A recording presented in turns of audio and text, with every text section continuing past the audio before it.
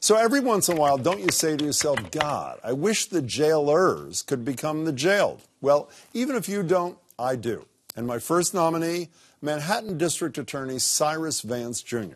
Now, correct me if I'm wrong. Prosecutors are supposed to prosecute people who violate the law, right? So why did Vance choose not to bring charges against two pretty well-known people who seem to violate it, Ivanka and Donald Trump Jr. in 2008? Here are the facts.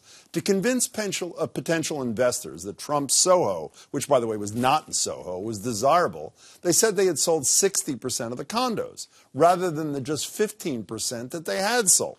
Ivanka and Don Jr. even discussed their scheme to deceive buyers in emails to each other and a broker. Emails DA Vance had at his disposal. Seems pretty straightforward to me. What's even more straightforward is the $25,000 that Trump's lawyer donated to the DA a few months earlier. And while Vance returned that check, he graciously accepted another one for $32,000 from the same attorney just a month after the case was dropped. Coincidence? And then there's Harvey Weinstein. Seems Vance had him pretty good, too. You've heard this wiretap by the NYPD at least a couple thousand times over the past couple of days. Why yesterday you touched my breast? Oh, please, I'm sorry. Just come on. I'm used to that. But are you used to that? Hearing that reminds me of one word, guilty.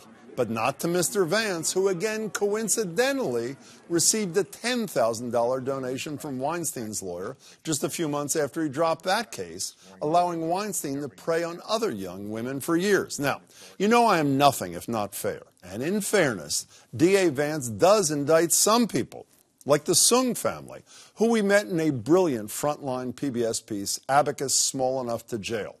Thomas Sung and his daughters own a bank in Chinatown, which the father founded to serve the Chinese-American community there.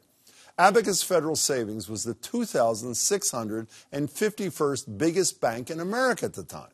Many of the bigger 2,650 have offices in Mr. Vance's jurisdiction, but he didn't go after any of them when their behavior threatened to bring down America and the world's economy. No, only the Sungs.